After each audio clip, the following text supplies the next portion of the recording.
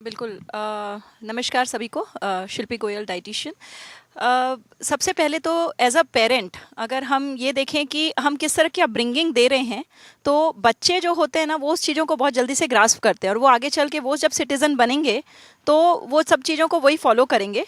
तो मुझे ऐसा लगता है कि जो आजकल सबसे बड़ा चैलेंज है वो ये है कि हम इतना ज़्यादा सोशलाइजिंग करते हैं, जिसके कारण जो हमारा खान पान है वो लेट नाइट का सोना और फिर लेट उठना, ये एक बहुत बड़ा चैलेंज आता ही है। जिसके कारण जो बच्चे हैं ओवर ईटिंग जो हो रही है उसमें भी सबसे ज़्यादा देखने में आता है कि जो फैट बढ़ता जा रहा है और फिजिकल श्रम वाकई में घट गया है।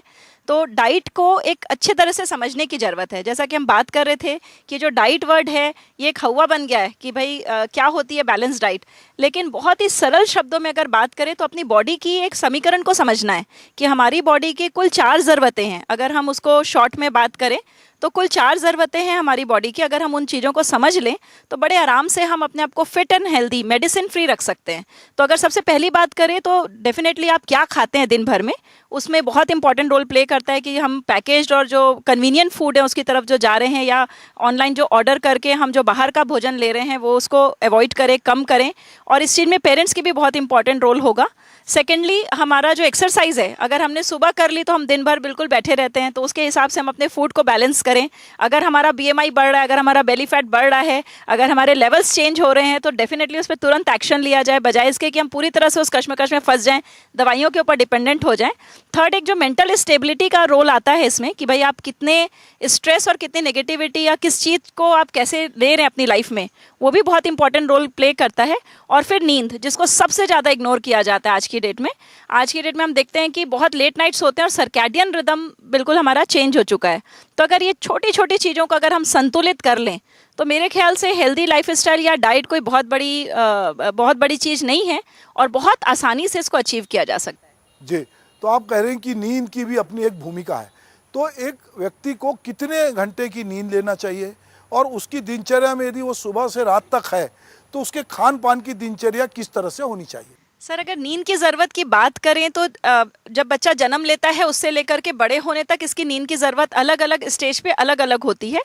पर अगर हम एक अडल्ट की बात करें तो एक क्वालिटी स्लीप 7 घंटे की सफिशिएंट रहती है। बहुत ज़्यादा सोना या बहुत कम सोना, ये दोनों में ही दिक्कत आ सकती है।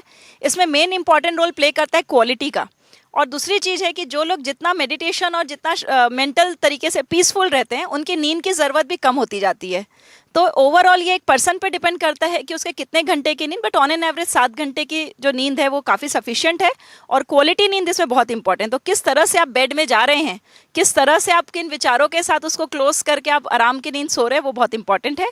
अगर हम डाइट की बात करें तो डाइट हमारा इस तरह से होना चाहिए डिवाइडेड कि हम 3 मील अपने मेजर ले लें, 1 मील हमारा शॉर्ट मील रहे, और उसमें भी अगर हम थोड़ी सी व्यवस्था कर लें अपने रूटीन के हिसाब से क्या चीज़ हम किस मील पे लेंगे, इस चीज़ में आपकी पर्सनलाइज्ड डाइटिशियन आपकी हेल्प कर पाती है कि आपको किस तरह से अपने दिन भर की रिक्वायरमेंट को फुलफिल करना है। तो वो डाइट का एक अच्छा फॉर्मूला आप तय कर सकते हैं। कुछ लोग बहुत आराम तलब होते हैं और वो कहते हैं कि किस किस का गिला कीजिए, किस किस को रोइए, आराम बड़ी चीज़ है, मुंह ढक के सोइए। तो 7 घंटे तो सोना समझ में आता है, पर कुछ लोग जो हैं 10-10, 12-12 घंटे सोते हैं, उनके लिए क्या कहेंगे आप? एक्सेस किसी भी चीज़ की बुरी है। संतुलन का आज टॉपिक चल रहा है और संतुलन पे ही हम बात कर रहे हैं। जैसे कि आपने शुरुआत की थी कि नमक अगर ज़रा सा भी ज़्यादा हो जाए, ज़रा सा भी कम हो जाए, तो दोनों ही केस में हम बिगड़ जाता है हमारा पूरा समीकरण। तो उसी तरह से इन्हीं सब चीज़ों को देखते हुए हमें भी समझना चाहिए कि excess of sleep is also will make you lethargic and आलसी। अच्छा, दूसरा एक बात और बताइए मुझे, ये लोग जो थोड़ा हेल्दी हो जाते हैं फूड खा के या किन्हीं भी कारणों से, एक फैमिली होता है, फिर लोग आजकल बहुत तेज़ी से कहते हैं मैंने 2 महीने में 12 किलो वजन घटाया, मैंने 15 किलो घटाया, मैंने 20 किलो घटाया। तो ये जो अचानक से वेट रिड्यूस करते हैं और खान पान बदल देते हैं, कुछ लोग कहीं बेंगलोर जाते हैं, कोई इधर जाते हैं और अपना वेट घटा के आते हैं, फिर मालूम पड़ता है कि 2 महीने फिर वो भर भर के खा रहे हैं और फिर जैसे थे वैसे। ये क्या है ये पद्धति? देखिए, जैसे अपन को एक नया कपड़ा पहन के अपने आप को अगर हम बहुत ज़्यादा हैंडसम समझे, लेकिन आपकी अंदर की मानसिकता नहीं बदली, तो ये बात बहुत ज़्यादा इंपॉर्टेंट है कि आपका एटीट्यूड बदलना चाहिए, आपकी आदतें बदलनी चाहिए। अगर आप कोई भी शॉर्ट टर्म कोर्स या शॉर्ट टर्म वेट लॉस कर भी लेते हैं और अंदर से आप वही हैं जो आप पहले थे, तो आप वहीं पहुँच जाएंगे जहाँ आप पहले थे। तो अंदर से बदलाव बहुत ज़रूरी है। तो आपकी आदतों में बदलाव धीरे धीरे ही आता है। It's a sustainable and step by step process. तो आपको धीरे धीरे पहल करनी चाहिए अपने आप को ठीक करने की, वन एट अ टाइम। एक एक हैबिट पे जब आप बदलाव करेंगे तो it's all about your habit.